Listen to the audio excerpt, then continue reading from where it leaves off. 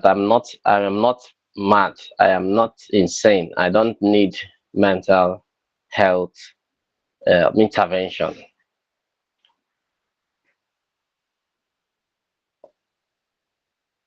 Okay. Now, how are we going today? First of all, I want to share my screen, but I'm having some hitches with my gadgets. So, and I'm still trying to manipulate it so that I'll be able to share my screen. But meanwhile, the presentation has to continue while I try to share my screen with our listeners. I hope you're able to pardon me for this. Yes, sir, that's Now, fine. If you why could does send it to this? me, maybe I'll try to share it Okay, from here. okay. Yeah. Let me see what I can do. Okay, sir. Meanwhile, let's start with what I have while I try to share the screen. Yes. Now, why this topic matters? Does it really matter? The question is, does it really matter? Because academic success is often measured by grades and performance. And when a student does well at the end of an academic exercise or a semester or a term, the person is being assessed by grades and what you see that the student is able to do. But the effort that goes into that achievement is often overlooked. And each and every one of us today, both lecturers and students, we we find ourselves in a country where everything around us, is a big challenge. That is virtually frustration, that is virtually difficulty in every area of our existence. As students, we have academic difficulty. You have what we call overload, cognitive overload. We have financial difficulty. The internet is not available. The light is often, we are often in darkness. It is possible that a student will have exam the next day and there wouldn't be light. And the student will be judged, will be assessed with the same standard with others who may have light. These are big challenges that are often overlooked. As a case study, in UNN in the past 10 years, we have recorded some cases of suicide, suicide by students. And the question that often recurs is what actually leads a student to suicide? And we have mentioned a number of factors that can lead students to suicide. Those factors range from financial stress, social expectations. Some students came from families that didn't allow them to go into the career where they find joy, where they are motivated. Rather, they are, pushed as a result of parental expectation into courses where they don't fit in. All these factors that we have tried to identify now, they all culminate into what constitutes a very big source of mental stress and even academic stress. And you see that the Gen Z generation of today, they are so, weak. I can use that word weak, or they are unable to cope with very stressful situations and they are easily frustrated. To worsen the matter, their learning environment could also be a source of stress. Some don't find it difficult getting accommodation. Some, find themselves in accommodation where they are not relaxed. And you see that constantly there is a build-up of stress. And when there is this build-up of stress, it leads to what we call suicidal frustration first. It leads to frustration, then over time, it will continue to lead to even to the level of suicidal ideation, where students begin to consider suicide as an option. Now, if you look around in our universities today, you find that the curriculum of the universities doesn't recognize mental health as an aspect of the curriculum.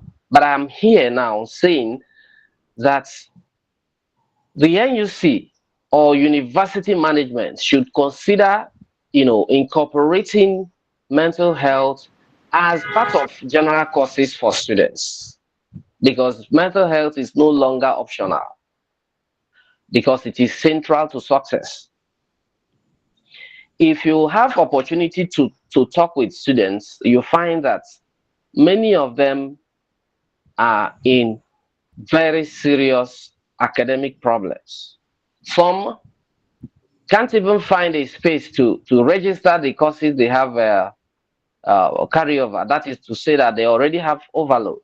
And that means it automatically implies that they're going to have extra year. All these constitute sources of, stress that could lead to poor mental health. Now,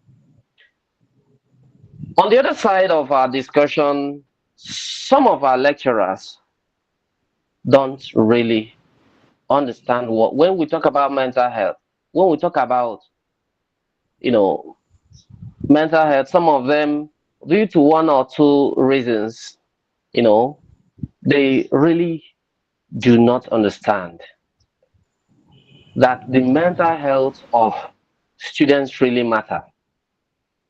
As a lecturer, and in my years of experience as a lecturer and a mental health researcher, I have, to the glory of God, I've been able to salvage many of students I have encountered who were at the brink of, collapsing in the aspect of their mental health. In 2018, I encountered a student who was contemplating suicide. And it took me series of efforts, series of and sessions of counseling and follow-up and, conscious management. And today, I want to say that I'm proud to have salvaged that student. Today, she's working in a very good company in Abuja. It is a long story if I begin to think about, my encounter with her now. But what I want to say is that it is pertinent currently that lecturers should also become very much aware of the implications of how they handle students on their mental health. Because as lecturers, students look up to us, and you could encounter one who is already trying to explode.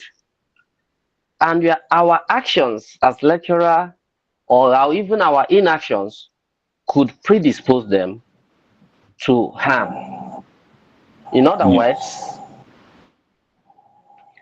it is important that as lecturers, we should know the common mental health challenges that our students face every day. They face stress, they face anxiety, they face burnout, even low motivation. Low motivation to the extent of the fact that there are so many unemployed graduates in the country today. And you see that students are looking out, they are observing that their years of schooling and toiling and mental stress might not have, you know, a befitting reward in the future. That is the height of future uncertainty. So we have, as lecturers, I feel that they should be equipped and they should have a primary knowledge of how to manage students so that their mental health will have good intervention. Now, we have tried to identify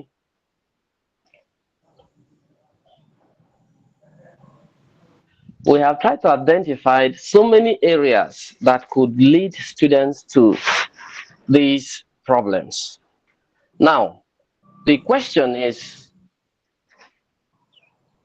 the question is,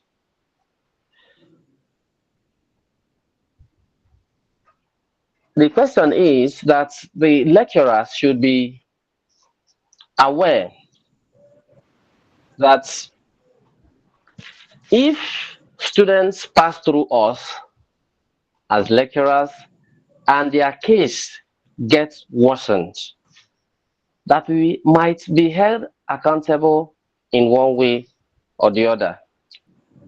Just like the other example I gave earlier, there was a day a student arrived in an exam hall.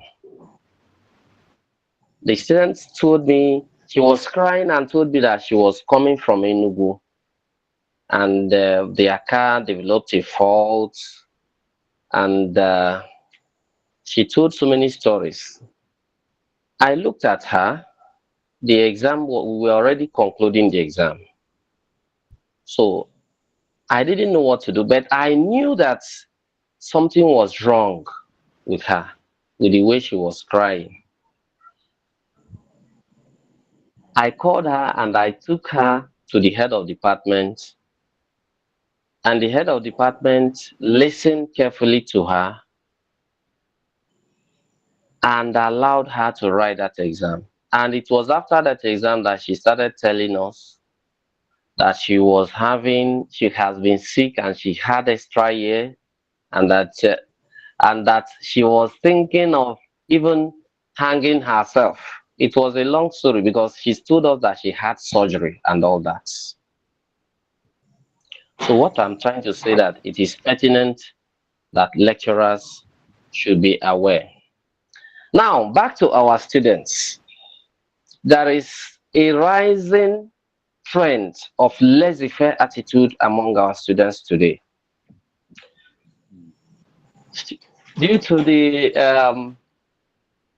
the recent addiction to screens, students no longer read as before.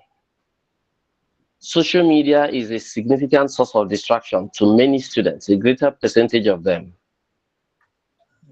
Now, the question is, a conscious effort should be made by the students themselves to be able to, to stay motivated and also to engage actively and to be resilient.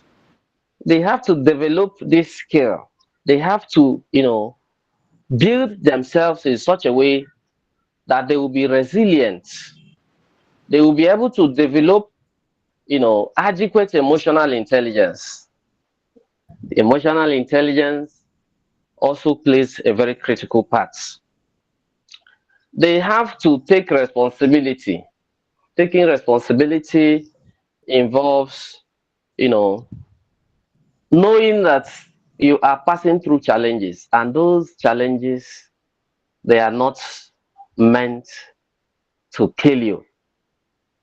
Rather, they are meant to make you. Now, there are so many coping strategies for students. There are so many coping strategies. When a student gets engaged with peers and work hard,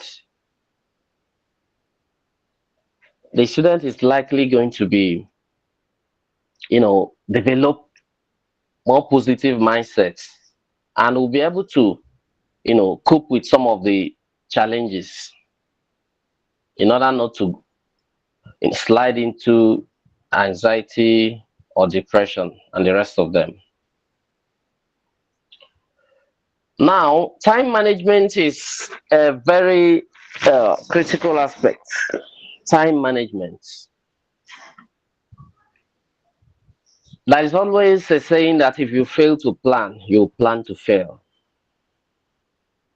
Those students who are unable to manage their time properly are more likely to find themselves in very difficult situations.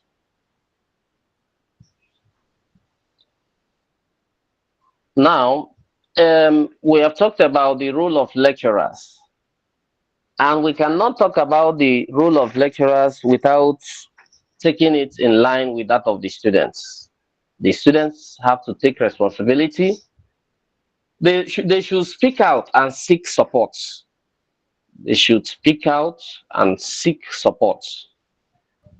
And currently in our universities, especially in Nigeria, they said sometimes they said that it is somebody who has satisfied his physiological needs. I will talk about other needs at the other upper level, according to Abraham Maslow. When you are not living fine, your living condition in the schools and some of the infrastructure is not encouraging, then it is even difficult to begin to talk about taking care of students' mental health. But then, even in the absence of that from the management, the students can do something for themselves. They should, try to build what we call academic resilience. You know, they should know that failure is not the end. They should also avoid, unhealthy comparison. Our students, the students come from different socioeconomic backgrounds. As a student from an average home, I think such students should not compare themselves with other students who came from very wealthy homes in terms of their financial capacity or what they do with money and all that. Now, on the other way around, lecturers should also understand that there is what we call individual differences. They should try to create safe environments, safe from harm, safe from harassment, safe from every other factor that could debilitate the students' performance. They should be approachable. As lecturers, they should be approachable. If you are a lecturer and you are not approachable, I think some students who are very weak or susceptible could begin to have issues with their mental health. Then provision of clear feedback. A situation where students don't know, for instance, whether they have passed a test or whether they have passed an exam because of the delay in the feedback.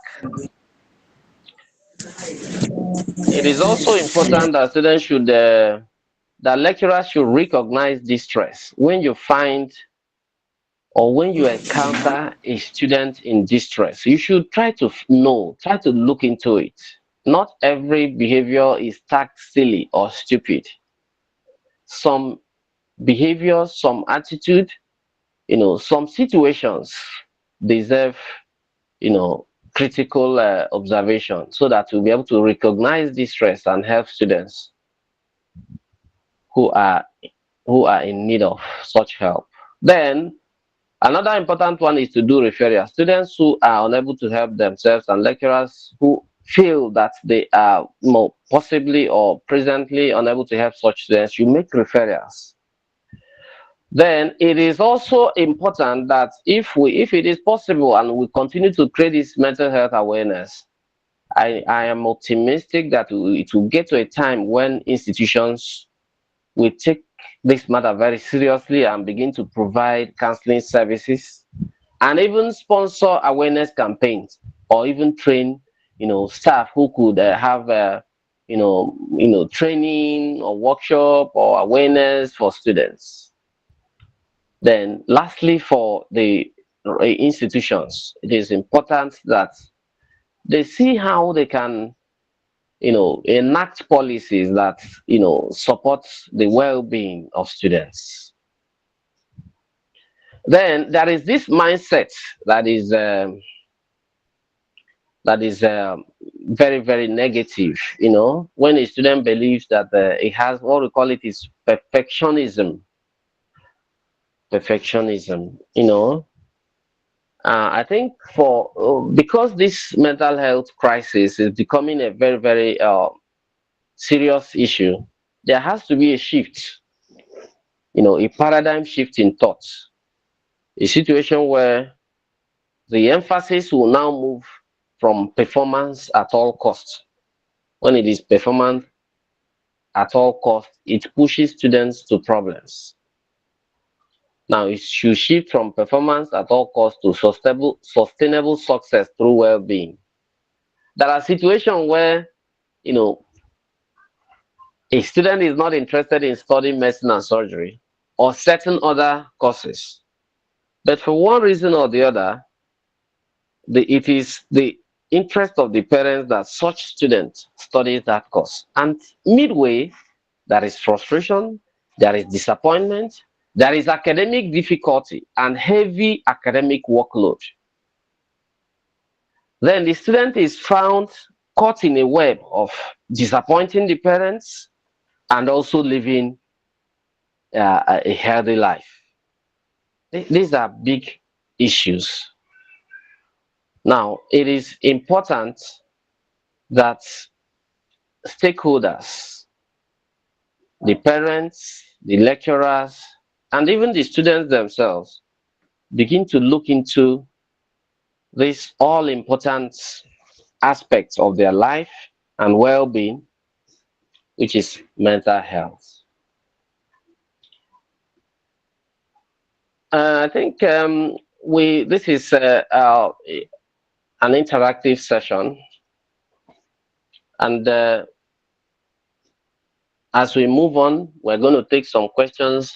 But for now, I want to say that it is the responsibility of each and every one of us, the stakeholders, to think in the direction of, trying our best to build academic resilience, and for the students to even learn from their failure, to even talk about, developing themselves and developing that, ability to persevere.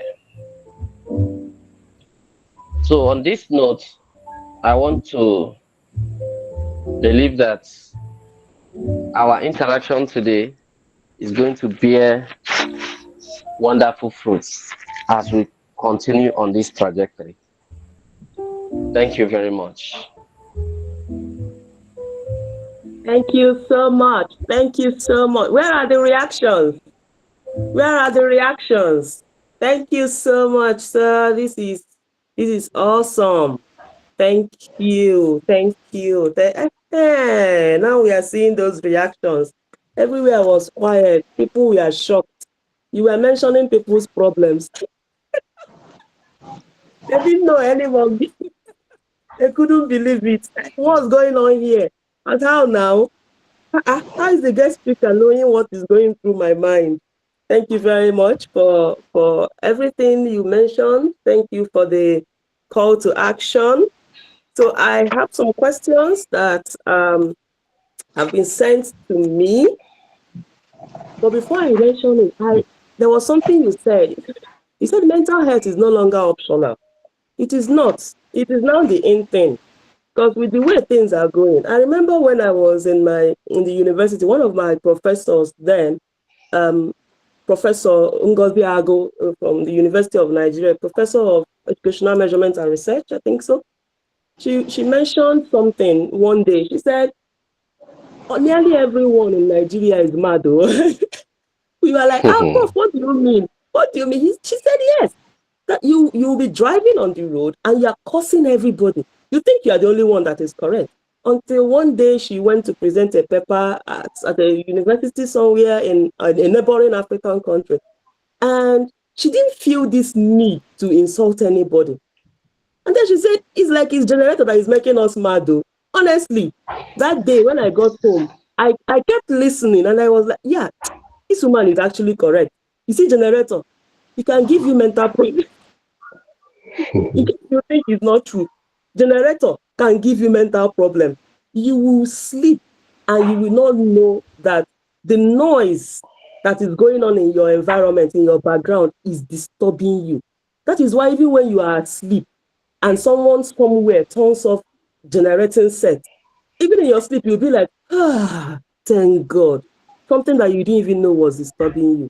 Honestly, we all have to pay attention to our mental health because most times it doesn't show physically, like the speaker said. Most times it doesn't show physically that you are suffering. Some people actually know how to hide problems. That is why when I hear people say, a problem half solved is still your problem, don't tell anybody, they will just carry you and be going. Tell somebody, oh, let them carry you and be going, but tell somebody. So a problem shared is actually half solved, like the Oyibo people say, and I actually believe them. So there's this question, sir. Someone sent me a question, and the person is asking, I think this is from a lecturer.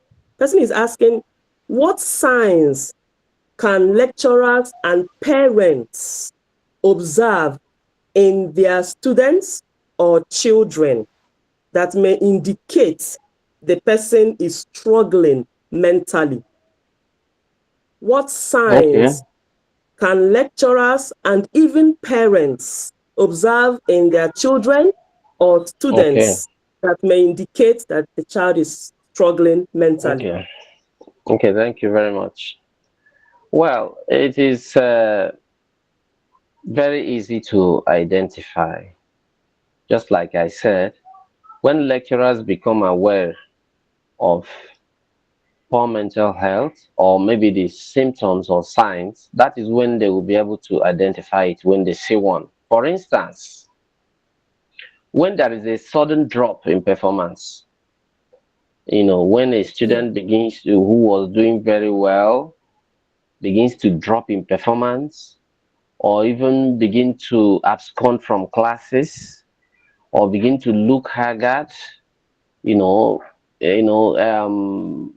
also it is possible that when a student begins to, a student who was always punctual, suddenly drops and is unable to even meet deadlines in submission of assignments, then there is this general observation of emotional distress when Mm. when a student begins to when a lecturer sees a student who has emotional distress, it is evident when the person is unusually quiet.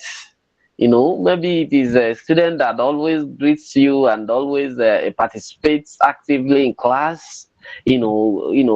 Is part is when the student was always part of a conversation in the class, and suddenly the student goes cold.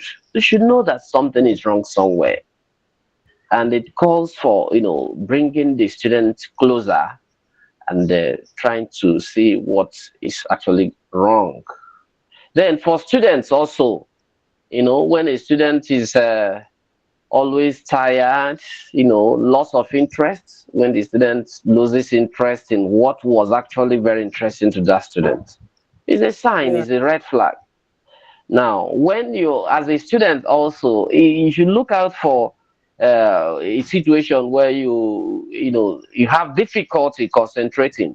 Possibly, for instance, you said, "Okay, let me go to the library and read," and you are seated, your books, your book, you have opened your book to read, but you're unable to grab anything.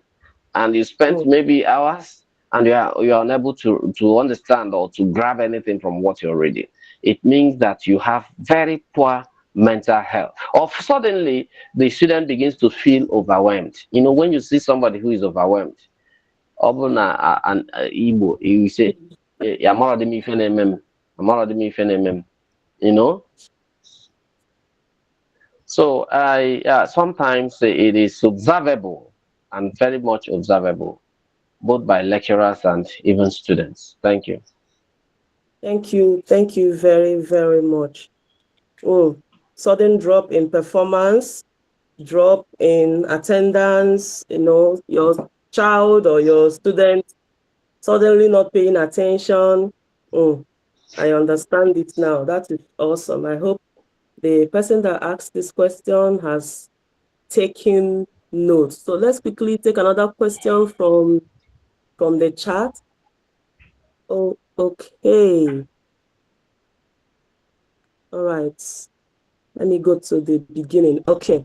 So, I think Dr. Kazim is thanking you for the presentation and is asking, could you list few strategies that universities could employ to manage the issues emanating from mental health while still waiting for NUC inclusion into the curriculum?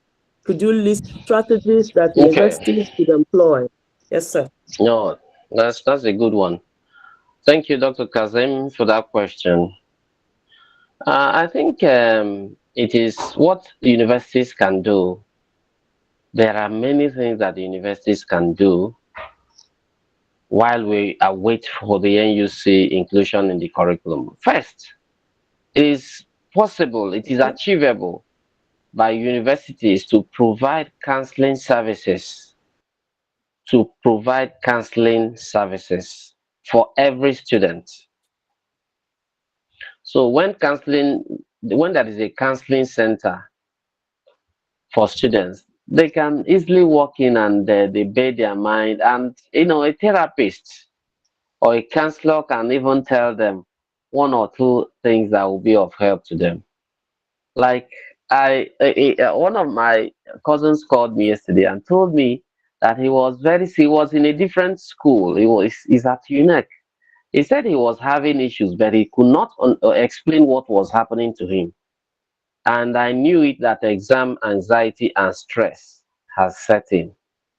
Then I told him the question I asked him, have you ever taken one day off since this semester? Then he said no. I said, okay, go to the any restaurant, get your best food, eat that food, and sleep all through the day and night. Then next day, start from where you stopped. He did exactly as I suggested. Of course, I sent some tokens to support my advice. So, but after sleep eating to his fullest that day and relaxing without opening books or even using gadgets throughout that day, the next day he said he has recovered himself, that he's okay now. So stress and pressure is it takes a significant toll on them. Then another thing that the institutions can do is to encourage or even you know host mental health awareness programs.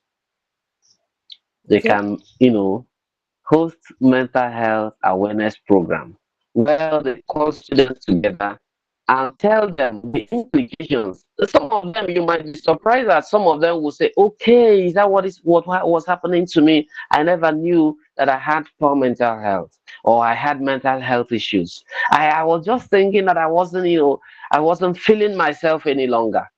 So I think the universities can sponsor or even encourage psychology departments in the universities to conduct mental health awareness so that the students will even know that they have these problems. Another aspect which institution can do without waiting for NUC or other policy making body is to create flexible policies.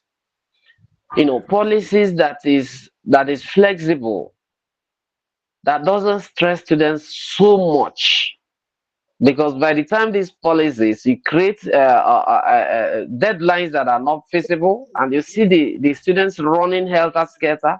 And at the end of the day, it takes toll on their mental health without saying it. Remember, these mental health issues are not something you see. They're abstract, but they have significant impacts on the lives of students. Then there are 1001 things that the universities or institutions can do to support students.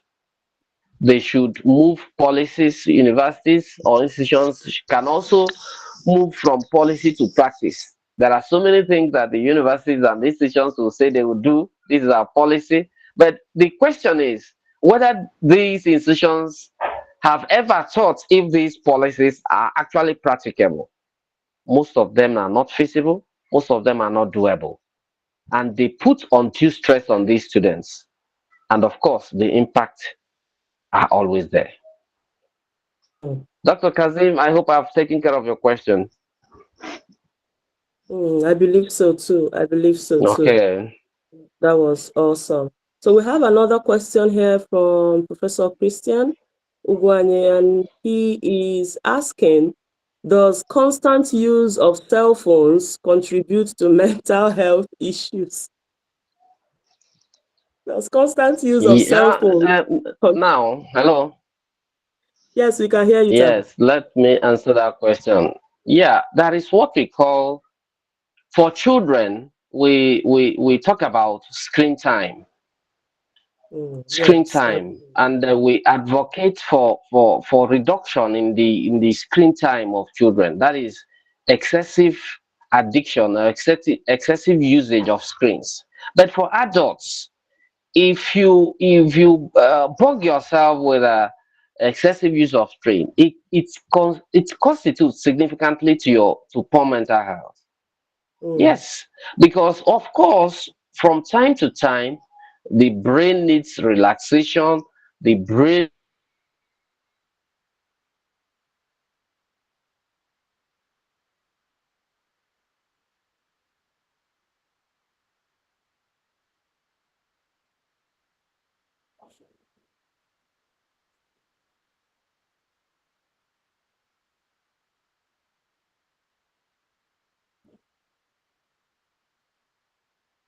Can anyone hear him? Is it still on? I'm hearing. No, I don't think so. I think he's having some network issues. Okay. So while we wait for him, use oh, you're gadgets back. and screen constantly, We your lost you brain will there continue for a to while, work. sir. Sorry. Can you hear me now? Yes, we can. Hello, can you hear me? Yes, we Sorry. can hear I you. hope I've taken. Did We you hear can hear me? you. Okay. I said, did you hear me when I was talking about the impact of screen time on our mental health? Hope No, we I've taken didn't. care of that question. No, you stopped there. That was where you went off. Would like to hear it again, sir. Sorry. I was trying to say that excessive usage of screen, takes a toll on the brain. And when you're always on the screen, your brain is constantly working and working and working, and over time, it leads to stress, and this stress will actually impact one's mental health. So I said that what we're advocating is that the brain should be given enough time for rest, enough time for sleep, so that it will work at optimal level. Yes, what I'm saying is that excessive screen time has an effect on our mental health. I hope that takes care of that question. Yes, it does. Yes, it does. So I have another question here. Do you have any advice for pregnant students? Oh, that's a fun one. Well, the advice for pregnant students is not quite different from the normal advice we give to normal students. But the question is that pregnancy comes with its own challenges, constant illness as a result of the natural process. So, Mm. and sometimes, of course, I don't know whether it is a myth. They say that pregnant mothers do well in because due to the biological process going on inside them, they do well academically. I think many mothers have come up with that claim, but I've not really tried to look at maybe a research Ah. in that line. But what I want to say Mm. generally is Okay. that pregnancy is not a sickness. Mm. It's not a sickness, it's not a disease, but it comes with its challenges.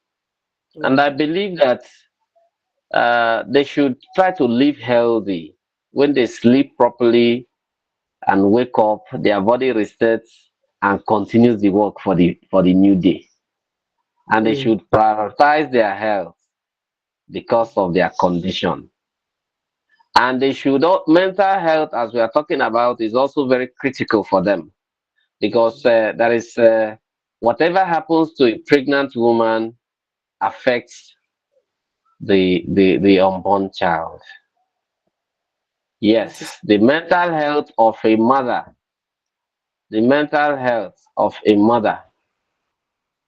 affects the well-being of the fetus. So it is very important and should be taken seriously. I mm. hope this takes care of this question. I believe so. I believe so. Um, but I'd like to hear Professor Mommy Nzewi.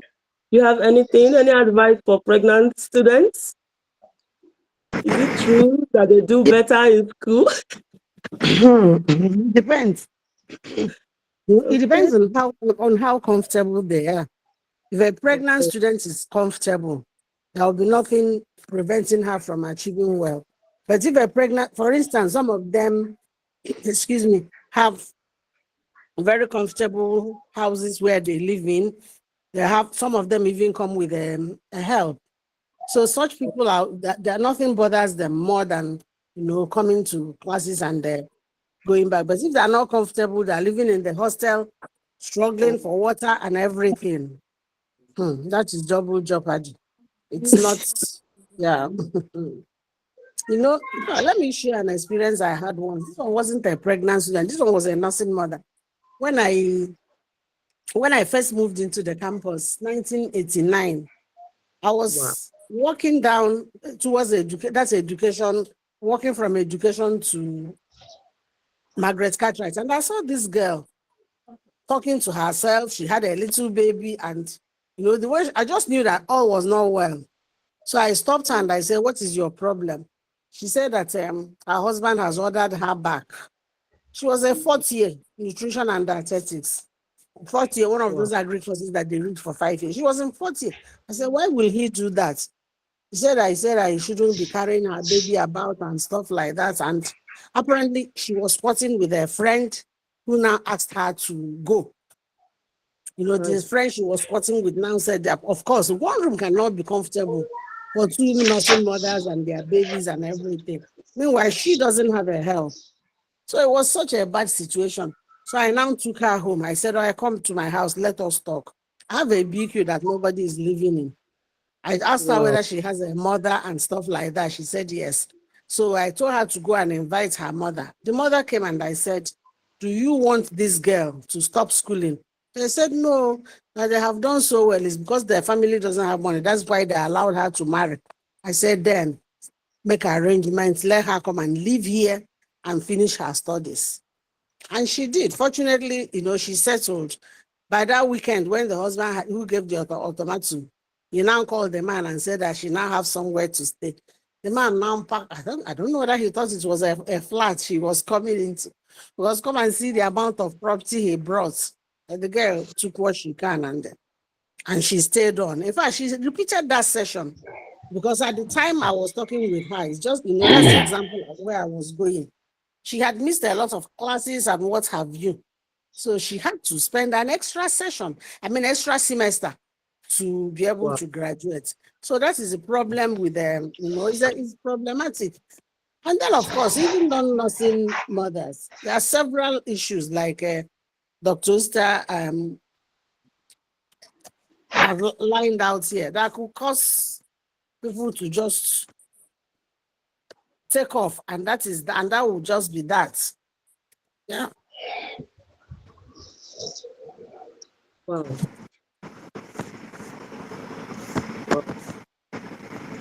For instance, this when we talk about when we are talking about this excuse me, I have a bad cough. One of the social well-being. Sometimes we think it's only those who have a negative social, who can function well, they have problems. But there are others who go to the other extreme. They make friends with everybody. They want to belong with everybody. They want everybody to like them. It's also a kind of a mental, it's a kind of it's a kind of a mental health issue, because the person doesn't know when to say no. Everybody will come and invite her to an event. She will attend every party. She will do everything. It's also, the person is not functioning well. But sometimes when we talk about social functioning, we think it's those introverts who will not go to anywhere, who will just stay. But when somebody, is how do I put it? It's a continuum, two extremes. If you're on this extreme, is bad. If you're on the other extreme, is also a problem. So students have to deal with a lot of things. So you see somebody morning to night will be attending parties, and suddenly there is exams. That becomes a problem. It's true. Please read out some more questions from your Yes. chat. I can see some. Yes. We have another one for the guest speaker. Thank you, ma'am.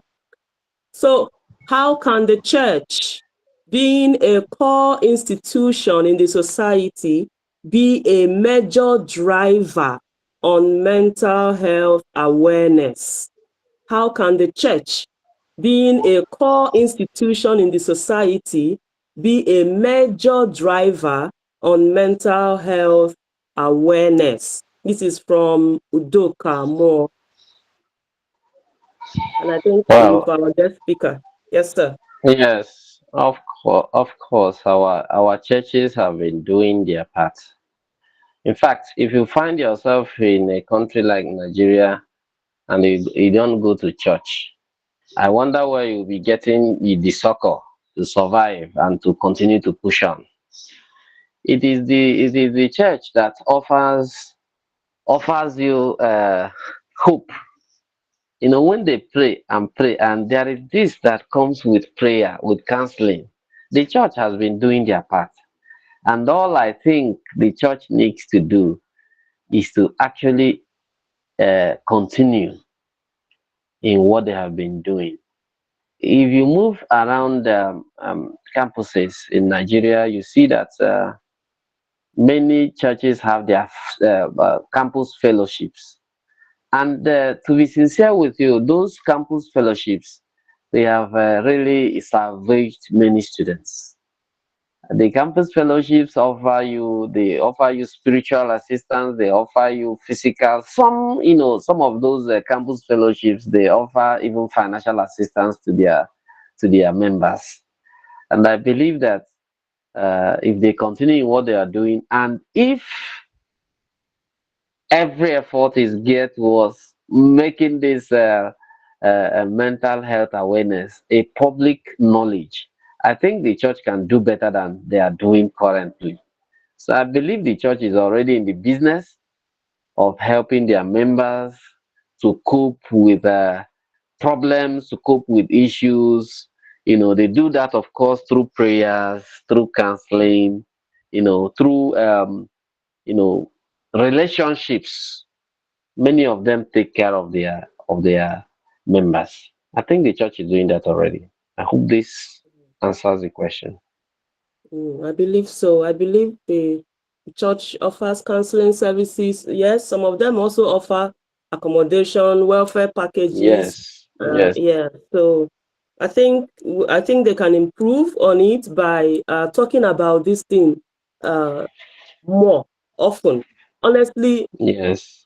the stigma associated with the word mental is preventing a lot of persons from seeking help.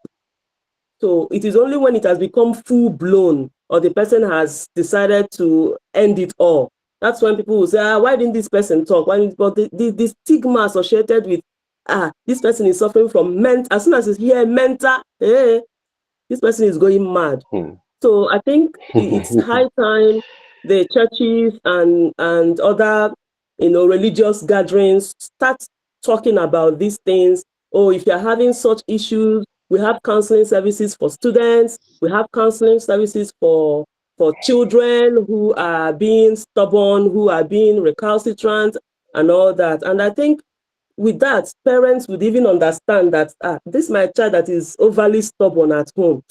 It may not be normal, and they will go and I think this is a very good questions, and you seriously answered it well, sir. We have another one uh from Dr. Obiageli Aniako. What are your suggestions to students that suffer stress and mental health issues resulting from lack of accommodation and conducive studying environments? Stress and mental health issues resulting from lack of accommodation and conducive studying environments. Yes, the fact remains that the issue of accommodation in Nigerian higher institutions is a very difficult situation because it starts from the fact that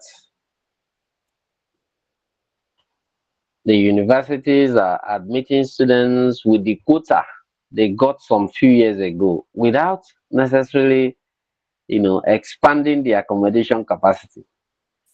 If you check most of our institutions, the hostels they have there were those ones erected some 30, 40 years ago when we had fewer students. And today, in our institutions across Nigeria, admission is done in thousands, in millions. So the question is that parents should equip their students, their children, or their wards with they should follow up on them. They should not depend on the accommodation that is provided across schools because it will never be enough and it won't be enough. And the moment a student doesn't have a good place to lay his or her head, that is the genesis of that student's problem. That is true. Because, and in fact, it goes a long way in even affecting their academic achievements. If you Yes. are not staying in a conducive environment, you can't even have a good space for reading, you can't have time to study, you could be living in a noisy environment, you could be living in an environment where you have about 10 persons per room. You see that definitely such person will find it difficult doing well. Mm, So it is encouraged that parents should also, step in to solve that problem. mm. That is it. That is true. That is true. Okay, So, another question. sorry, I Yes, want to ma'am. come in here. You know, Yes, the ma'am. problem now borders on poverty. The Mm, general populace of Nigerians are so impoverished that mm, there's not much they can do in terms of intervention. That's the parents. Because to hire what do they call it? This self-con. You are talking about from 300 to 400,000 for a session. How many parents can afford it? That is where the problem comes in. And you find some of those landlords saying that two people cannot share one room when you know that two people can conveniently share one room. So we are also, the society is putting a lot of pressure on parents. mm, Imagine a parent who has like 3 or 4 children in different universities with minimum wage or whatever, and the person is hoping that there will be accommodation in the school. So until that problem is solved, like Dr. Osita has posited, it's not going to be easy. It's not easy for the parents themselves that are managing to feed the ones at home, and then somebody expects them to fork out 400,000, 300,000. The rich parents easily afford it.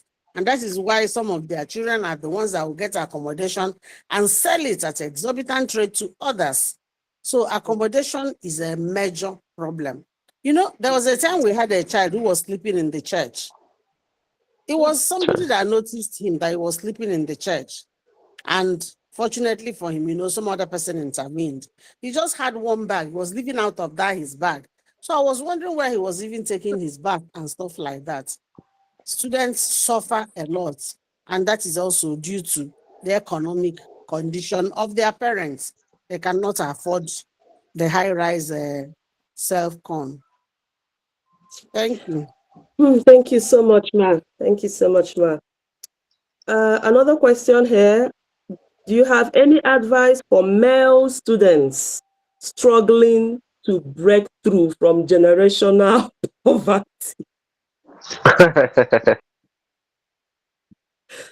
Oh, God. Male students struggling to break through from generational poverty. This is serious mental health issue, seriously. Dr. Osita, over to you.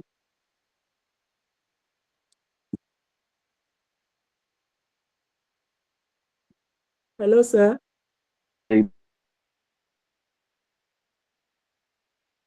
Before he comes online, let me Yes, provide some. They'll just keep struggling. That's all. There was 3 years ago, I had a student who comes to my house to wash my car. He just saw me where I parked my car that day. My car was actually dirty. And I parked and went to buy something. When I came out, he now said, Ma, please, can I come to your house to be washing your car? I had in my final year class. Okay. I was a psychologist of about 800 students. And not to do any of them in the community. I was also doing in a faculty education faculty. So I started encouraging them, and I told them that they should not be discouraged by the landscape of our country,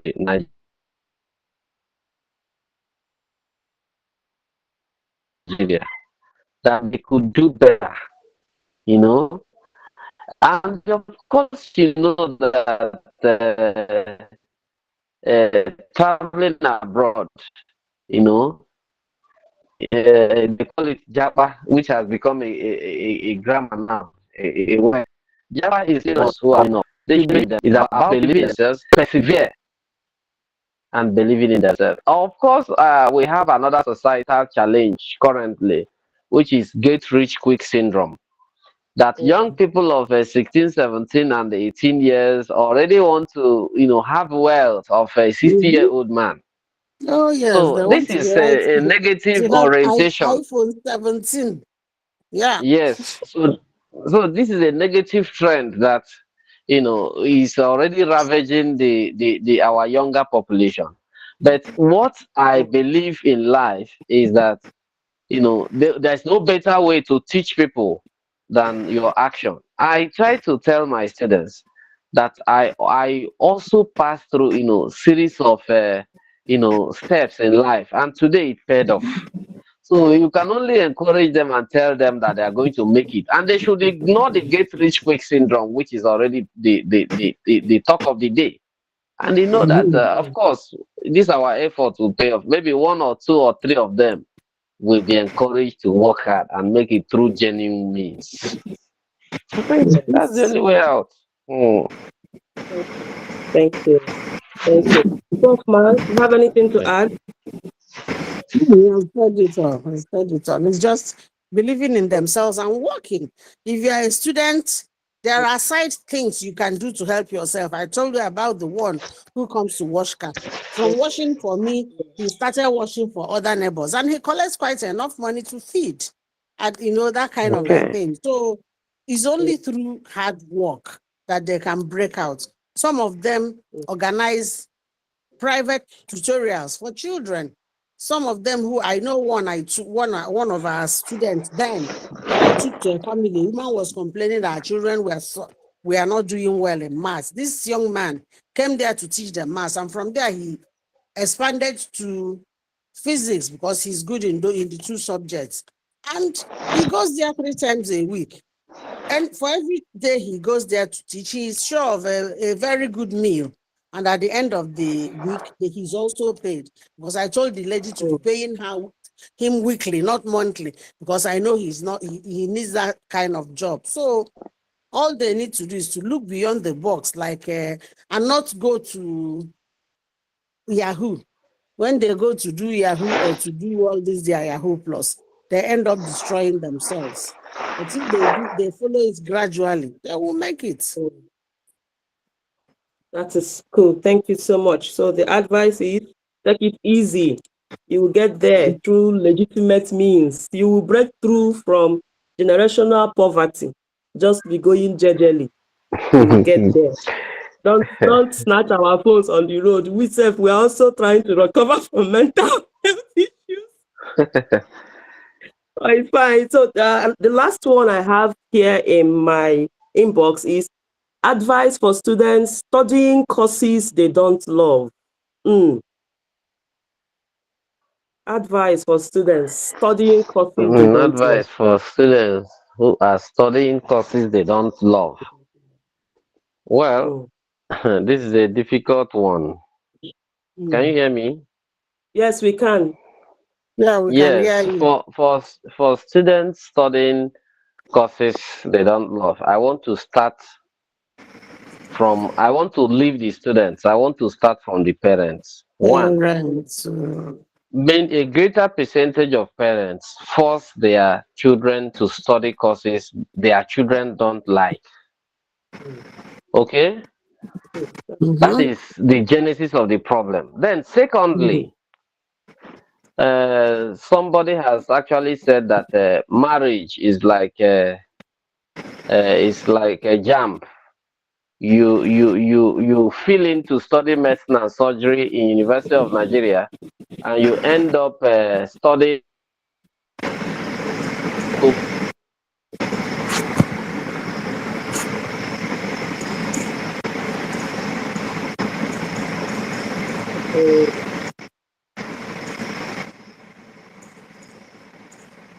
Hello, sir. Oh, I think he's having serious network By this issues. saying is that it is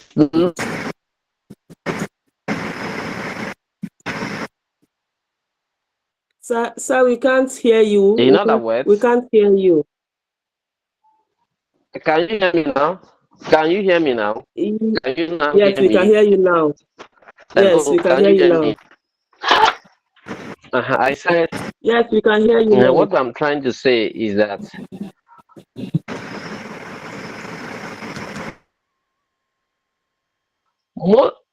yes, I said that most of the students who are studying courses they don't love is because either their parents force them to study those courses or their JAMB scores or entrance qualification could not take them to the ones they love. Now, the question is, they said, somebody has said if my church cannot change me, I'll change my church. The question now is, if you cannot find your desirable, later valuable, you begin to develop love and develop skills in that area you love. And in this current era, I am forced to call on a prof that the universities in Nigeria need curriculum, I think, evolution. A greater percentage of the courses in Nigerian universities today, I can say they are not serving the interest of the contemporary age. Prof, are you with me? I agree totally with you. Because when you see what courses people study abroad, we will come here, for instance, in University of Nigeria and Nsukka, and we'll ask somebody to study mass communication. Now, mass communication is a mixture of public relations and, about 4 different areas meshed into one, and we study it here. The people will be sweating. They know a little of everything and not enough of. But if you unbundle them and give people courses that are relevant to the job market, you know, they will easily be able to find something. You find somebody who may come in here to study medicine. When he couldn't make medicine, I know, at least I know one case. When he couldn't make it in medicine and came down here, he studied social work. And today the person is a top earner in the US because social work is where it is a helping profession where he can. So we need to rejig our curriculum, make it more relevant than what it is presently. But some people will just come in and study. When they come out, when they mention what they have studied, no employer is ready to take them. So it is a problem, yes. That is very why some important. students have problems. You know, what Dr. Osita said, somebody wants to study medicine, but your JAMB score will tell you otherwise. And they will now come and say, oh yeah, you are now looking for what is available. So those are the people, they are miserable from their day one. Probably he stayed at home for 3 years. He has stayed at home for 3 years, so he wants to get into the university. He will now carry one course that he cannot have. So it's a problem. That is correct. That actually happened to me because I applied for medicine and surgery. I read your story on LinkedIn. Bianca, doctor, I read your story on LinkedIn and I'm able to understand what you're talking about. And they gave me science education. I didn't even know what it was. I went to DDZ and I met my HOD and I said, I don't know what I'm doing here. And he said, what do you mean? And in my mind, I was like, okay, fine. Let me quickly choose, because then you would just come to the department and choose a unit. So I said, okay, let me quickly go to biology education, because everybody was going to biology. Professor Sam Okeke then said, no, I don't have anybody in integrated science education. I want you there. The kind of cry I cried there. I cried so badly that I couldn't see. They carried me out to get me water. I just couldn't write everything on LinkedIn. I kept coming to his office. Please, sir, just put.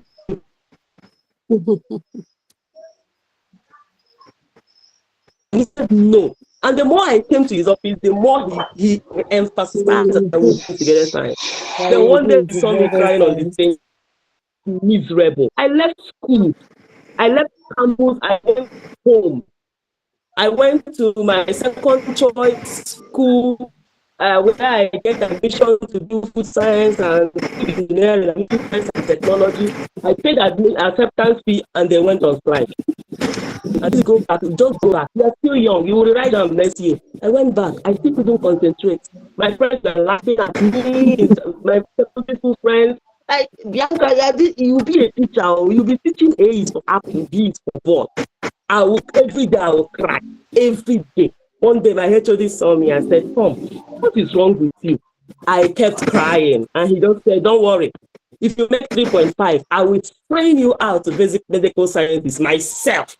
I said, and he said, yes. Ha! That's how I went to read my eyes out.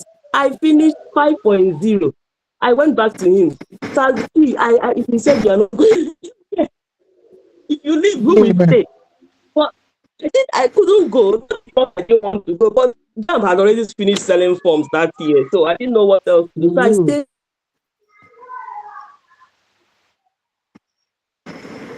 back. And then I did as a challenge and everything. And I finished as the only first-class graduate of my set. Because I had to. He just told me, he said, Bianca, if you don't do well here, what do you want to go and do in medical science? If you fail here, that means you don't fail over there. So you have to prove yourself. And I did. I took it upon myself as a challenge, and I did it. At the end of the day, I found out that I'm not actually teaching A for Apple. I had to look for another niche to specialize in. And I'm actually doing what I love.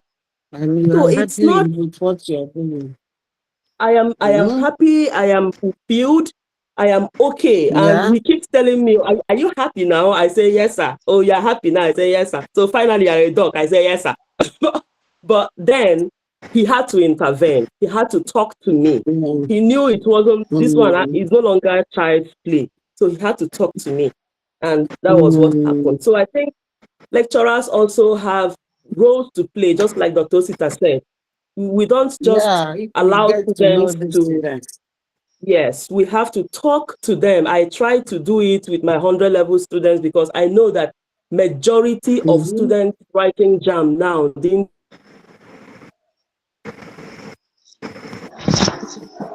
come to do education, majority. So the first thing I do with them is to talk, and I explain things. And I tell them, listen, you can do education and be a content creator. You can do education and know how to do AI automation. You can, and they will be looking at you in awe, like, oh, this is true, this is that. I say, yes. I have a student in integrated science education that don't come here and make F. You would have insulted yourself. And they were looking at me. One of my students said she didn't want to be in education. She wanted to be a dancer. And then I told her, okay, fine. Since you're already in 300 level, you are quite brilliant. Why don't you find a way to link dancing and science education? Put it up on TikTok and create content with it. And that was how she started it. Now her account is monetized. She's now teaching. That is it. So we just have to listen more and more to them. So let's take this final question, sir. I think Dr. Kazim again said, okay, he would like the organizers of this program to also help to find time to prepare a sensitization program for university exam officers. Because the way some of them treat exam malpractices is not the best. Many do not see themselves as parents. Okay, thank you, Dr. Kazim. Our professors here have heard, and our guest speaker has also heard, so I believe they will put that into play. Okay, so Dr. Osita, thank you so much. So if you could give one key advice, just one advice to both students and lecturers on improving academic success through mental well-being, what would it be? Just one key advice for students and lecturers. Yes, my general statement is let's prioritize mental health in education by creating supportive environment. And let's act and not just discuss. After discussion and we don't act, I think everything is futile. So that's a serious call to action. Thank you very much. Thank you so much. Professor Mamoni, one key advice for lecturers, students, and even parents, if possible. I will join Dr. Ossai. Yeah, I'll join Dr. Ossai to say that the time to act is now. Even within this university, there are units that that should take up this matter. And maybe like they call Kazim made, it is time to also sensitize students to learn how to balance whatever they do, because it is that balancing, that lack of balance that leads to mental issues. But if you're balanced in all you do, you balance your reading with your social life, with your whatever. Don't go to any extreme in any activity you're doing. You'll be okay. Thank you. Thank you so much. Thank you. Okay, so the time is 8:31 p.m. and we try to not take up much of our time so you can have a good evening. Thank you so much for being here. We are striving to make this webinar series a monthly thing. So it is possible, very, very possible, that we will be having another beautiful seminar, beautiful webinar like this next month in May. I can see some hands up, but we can't allow people to speak. Professor Naomi Samuel, is it possible to put your question in the chat box? I can see another hand up, Professor Ngozi Fobi. But if you cannot put them in the chat box, no problem. You can always send them to me, and then I will get them across to the speaker, and you will get your response. Thank you so much, everybody, for being here. Thank you, Dr. Osita, for allowing us to learn. Thank you, Bianca. From you so much. Thank you so much. God bless you. Till we see you again in the month of May. Thank you. Bye-bye. Have happy new month in advance and a happy Workers' Day. Bye-bye. Good night. Thank you. Have a great day. Thank you. Good night. Good night, everyone. Good night. Thank you. Oh, thank you, Professor Naomi Sama. Thank you. Thank you so much. Thank you, everybody. Thank you all Thank for being here. you. Thank you, our speakers. Thank you. We appreciate Thank you you all. so Thank you so much. much. Thank you. Thank you. God bless you.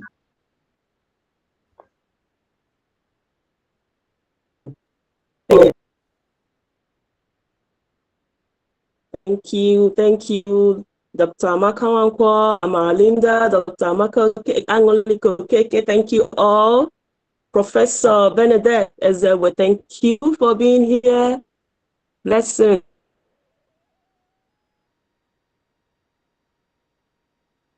Ngozi Busayo, thank you. Elias, Femia, Kazim, Kenneth Eze, Messi Adeshola, Messi Chidebere, thank you. Your Panga, Dr. Ogona Odempa, thank you for being here. Dr. Chiadugu, oh, you were able to join again. Thank you so much. See you all sometime in May. Thank you.